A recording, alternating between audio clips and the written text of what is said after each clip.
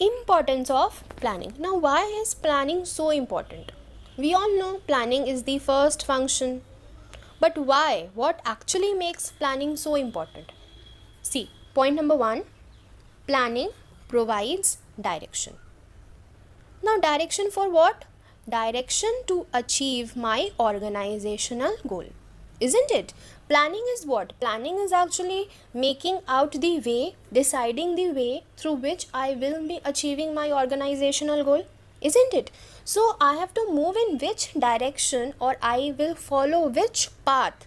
That course of action is actually given by the planning. And thereby we say that planning provides direction. Where to go? How to achieve it? Like I told you now, if you want to achieve 90% in BST, then what do you need to do? How will you achieve that? You need to make certain planning. You said, I will be revising my notes, I will be done with my content, and I will do all the case studies. So you have got a direction in your mind that okay, if I follow these steps, I will be able to achieve good marks. Isn't it? So planning is concerned with the predetermined course of action. Clear? It provides direction to the efforts of the employees. Moreover, planning makes clear to us like what we have to do, how we have to do, isn't it? So let's read here. By stating in advance how work has to be done, planning provides direction for action. If there was no planning, employees would work in different directions and the organization would not be able to achieve its goals efficiently. Simple, clear. Planning helps us to provide a direction. Suppose presently we are here and we want to reach here. So how do we reach it? How do we reach? We can reach if we have proper planning with us. Planning will provide me directions. Clear? Straight. I can move this way, I can move that way if I do not have proper planning with me. But if I have planning, I will know where to go. I will move straight and I will be able to achieve my organizational goals. Clear? Next one. Planning reduces the risk of uncertainty. Now this is our second point, the second importance of planning. Now understand, organizations have to face many uncertainties. What are uncertainties? Situations which they have actually not thought of. The risk creating situations, those are uncertainties. Now because of these unexpected events, it becomes very difficult for the organization to work. But if we have proper planning with us, and if we prepare a backup plan, planning is actually what? We prepare everything, we make the assumptions regarding the future, keeping in mind our past experience. So on the basis of that, when we prepare our assumptions, when we prepare our plan, it becomes easy for us to deal with those uncertainty and thereby reducing its risk. Clear? The plans are actually made for what? Made to overcome such uncertainties. Clear? The plans include the unexpected risks. Okay, that if this happens, what am I going to do? Right? Let's read what's written here. Planning is an activity which enables the manager to look ahead, anticipate change. Anticipate change means analyze the change, analyze the anything that will happen in future, right? And consider the impact of change, develop appropriate responses. That means in planning, what we do, we also make assumptions regarding that if certain uncertain things or uncertain situations happen in future, how am I going to deal with it?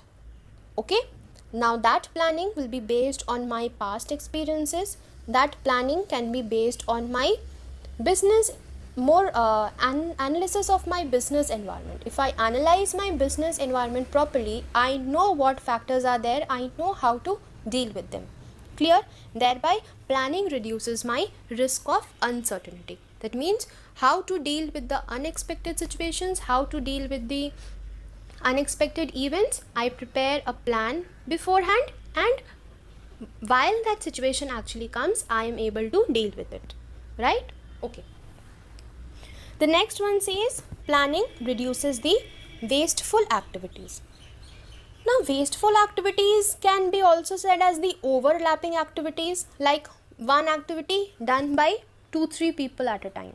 So it is wasteful, isn't it? So let's see. Planning serves as a basis of coordinating the activities and efforts of different departments. So what does planning does? Planning also helps in coordinating the activities of different departments. Okay, and once we have coordination among us, we all will be able to understand that what the other department is doing, what am I supposed to do, isn't it clear? Now, okay, I'll explain you one example. Suppose there are different departments in an organization, isn't it? So that organization has its own organizational goal, right?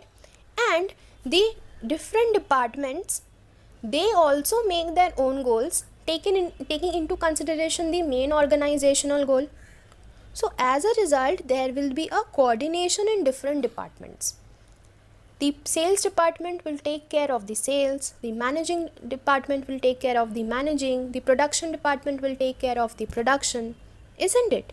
And if we talk about the managers, non-managers and the employees, their coordination is also very important, right? They have to be integrated, they have to be united in their actions, so that we do not do any kind of wasteful activities, something which is not necessary for achieving my organizational goal. I do not waste my time performing that. In simple words, clear? How does planning reduce wasteful activities? Something which is not necessary for achieving my organizational goal, I do not perform that, right? Next one, planning promotes innovative idea. Now, planning actually requires higher thinking, and it is an intellectual process. This we have already learned in the features, right?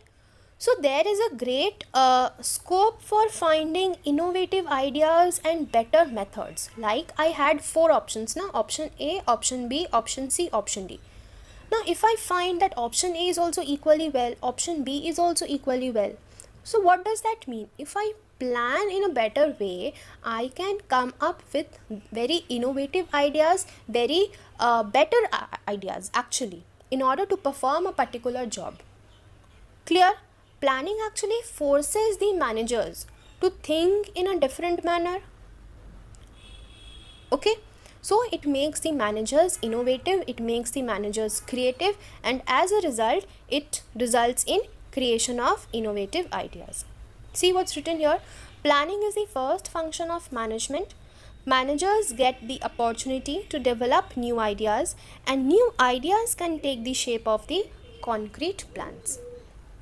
New ideas can take the shape of the concrete plans. That means whatever ideas are being framed by the managers, if they are good enough, they can be taken by the management and can be implemented. Clear? Next one says planning facilitates decision making. Now planning helps the managers to take various decisions, because in planning, what do? We set the goals in advance. We make predictions for the future, isn't it? So these predictions and these goals actually make the managers to take fast decisions, or help the managers to take fast decisions. See, it's written here, under planning, targets are laid down. That means my organizational goals are already determined in planning, right? Now manager has to evaluate each alternative and select the most viable option. So if there are 4 options available, then what does the manager has to do? He has to pick the best one and try to implement that, right? So planning facilitates decision making. That means while choosing the different options, he has to make a decision, he has to make a choice to select the better one for the organization, and that is why planning involves decision making. Clear? Now the last importance, it says planning establishes standards for controlling. Now controlling, this we have already discussed while we were doing the functions of management. Remember chapter 1, we learned that what do we do in controlling actually? We compare our actual performance with the planned performance, isn't it? And if there are any deviations, if there are any differences, then we take certain steps to remove that. Were you able to recall it? Okay. Let's see what's written here. Planning provides the standard against which actual performance can be measured and evaluated. Now this is very right. If I do not plan anything, suppose what do I compare? I compare my planned performance with my actual performance. So if I do not have any planning in my mind that I will prepare 100 units or I will prepare 50 units, how can I compare with my actual production? So planning gives me the standard, gives me the unit with which I am going to compare my actual performance, right? And if there are any differences, then it can be cleared on. So planning establishes standards for controlling. Control is blind without planning, thus planning provides the basis for control, right? So this was all about the importance of planning. So that is all for today. We'll meet you in the next video. Thank you.